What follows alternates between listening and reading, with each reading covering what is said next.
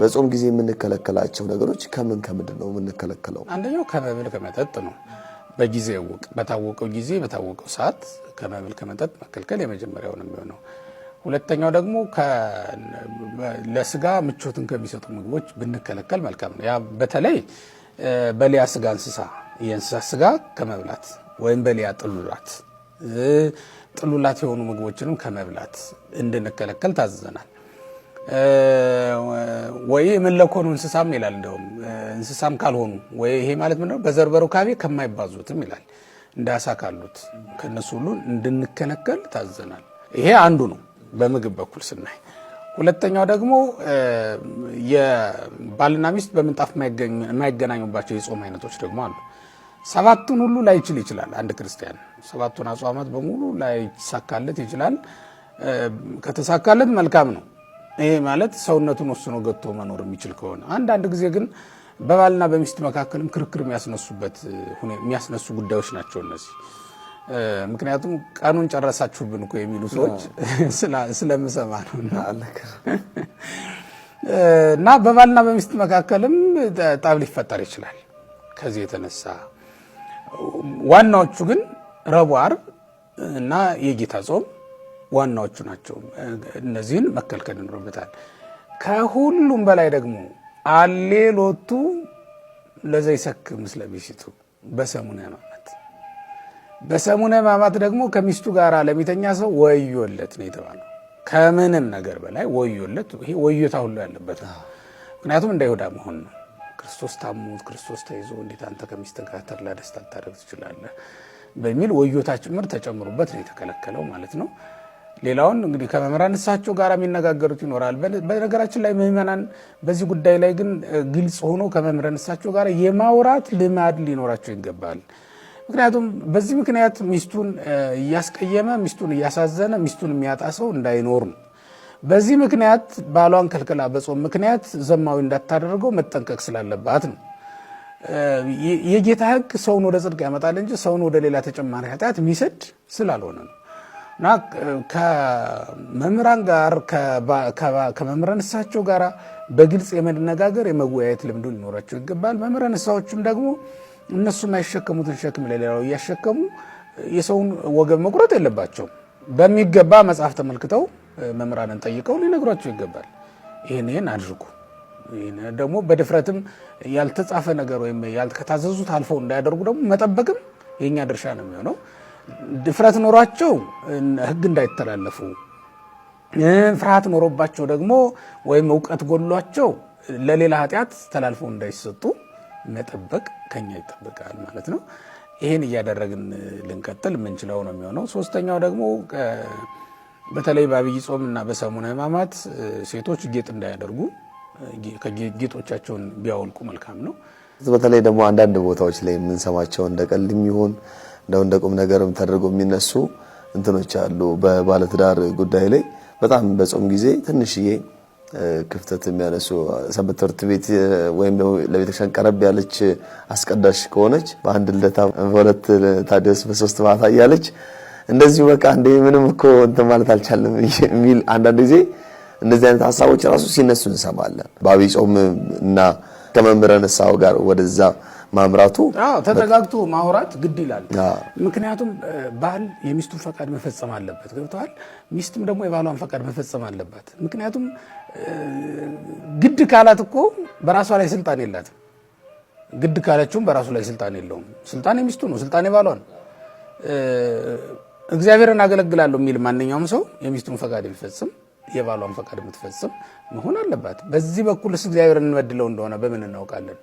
በሌላ በኩልስ ይሄኛውን ሰው ዘማዊ አድርገነው ሌላ ሕግ እንዲተላለፍ አድርገነው እንደሆነስ በምን እናውቃለን? እና እሱም እንዳይሆን መመካከር መረዳዳት ይገባል። ይሄንን ግን እንደው እድሜ ዘመናችን እያደረግን እንቀጥላለን ማለት ግን አይደለም። እያደግን መሄድ ይኖርብናል። አሁን ክርስቲያኖች መልመድ ያለባቸው እያደጉ መሄድን ነው። በሰባቱ አጽዋማት ውስጥ ምናልባት 3ቱን ወይ 4ቱን የሚያከብሩ ከነበሩ ከዛ በኋላ ደግሞ እየጨመሩ መሄድ ወደ 5 ወደ 6 እያሉ እስከ 7 ማድረስ እንጂ በተጋቡ በሳምንቱ 7ቱንም አጽዋማት መጾም አለብን ብላ ካዘዘች ፍች ፈልጋለች ማለት ነው። እነዚያ አሁን ይሄንን ስል እውነት ለመናገር መንገድ የሰጧቸው የሚመስላቸው ሰዎች ሊኖሩ ይችላሉ። ግን ከሚመጣው ችግር የተነሳ ነው ይሄንን የምለው እንጂ እኔ መንገድ ለመስጠት አይደለም። እኔ ምንም ጭንቅ የለብኝም።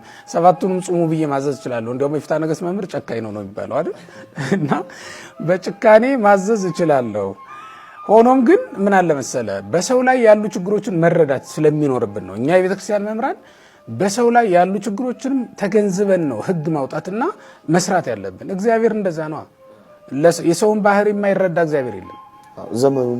ዘመኑም ያስገድዱ ሁኔታዎች ይፈጠሩበት። እንደው ብዙ ነገሮች ነው ያሉት እውነት ለመናገርና እንዲህ አይነት ነገሮችን ማሰብ ይገባል። ከዛ ውጭ ግን እኔ ምእመናኑ አሁን አጽዋማትን እንዳያከብሩ ያደረጋቸው ነገር ምንድነው ከተባለ የስጋ ፍላጎታቸውን የሚያነሳሱ ይሄ ከሴት ጋር መዳመርን ከወንድ ጋር መዳመርን ፍላጎት ይሄን ፈቃድ የሚያነሳሱ ውይይቶችን የሚያነሳሱ መልእክቶችን ፊልሞችን እያዩ የቆዩ እንደሆነ እንኳን ሚስት ኖሯቸው ሚስት የሌላቸው ሰዎች የሚያስፈልጋቸው ስሜት ይፈጠርባቸዋል አይደል? መብል መጠጥ አሁን ለምንድነው በጾም ወቅት አሁን መብል መጠጥ ምን ቀንሰው አሁን በአብይ ጾም በተለይ ወይን እንዳንጠጣ በፍጹም ተከልክለናል። እና ለምንድን ነው እንደዛ የተከለከል ነው ከተባለ ከሴት ጋር መተኛትን ከወንድ ጋር መተኛትን ፈቃድ በውስጣችን የሚያሰፋ ስለሆነ እኮ ነው። እና እንዲህ ባለ መንገድ ማጥፋት ስል ቢቻል መጾም ይቻላል። ሰባቱን ምንም ከባድ ነገር አይደለም። እንኳን ሰባቱን ዓመት መቆየት ይቻላል። ከባድ ነገር እንዳይመስላቸው። አሁን ከተጋቡ በኋላ መጋባት የግድ በየቀኑ አብሮ ለመተኛት ነው እንዴ? እንደዛ ማለት እኮ አይደለም። ስራ አይደለም ይሄ ከጋባ ምክንያት የሚለያዩ እኮ አሉ። ባለቤት እዚህ ሆና ባልየው ውጭ ሀገር ሆኖ ረጅም ዓመት የሚቆዩ እኮ እንደ ፍትሐ ነገሥት መምህር እሱንም አልፈቅድም እኔ በግሌ። እንደው ዓመትም ሙሉ መቆየትም ይቻላል። እንደው እንደ ቤተክርስቲያን አስተምሮ ባይለያዩ መልካም ነው።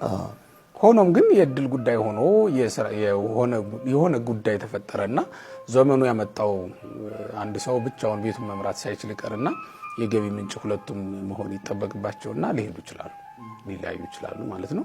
ራሳቸውን ጠብቀው እስከኖሩ ድረስ ምንም ማለት ላይሆን ይችላል። ግን ሰይጣን ቀን ጠብቆ እንዳይጥላቸው ደግሞ መጠንቀቅና አብረው ለመሆን ጥረት ማድረግ ደግሞ ይጠበቅባቸዋል። ሆኖም አንተ አሁን እንዳልከው አንተ ያሰብከው ሐሳብ ወይም ደግሞ የመጣህበት መንገድ ዓመቱ ሙሉ ላይገናኙ ይችላሉ የሚለው ነው ዋናው ነገር እሱ ነው። እንደዛ ባለ መንገድ ቢሆን ከዛ ውጭ ምንድነው እሷም የእሱን ፈቃድ ለማነሳሳት ሙከራ ልታደርግ ትችል ይሆናል። እሱም የእሷን ፈቃድ ለማነሳሳት ሙከራ ሊያደርግ ይችል ይሆናል። ግን ወቅቱ ተስማምተው የተውት የጾም ወቅት ነው።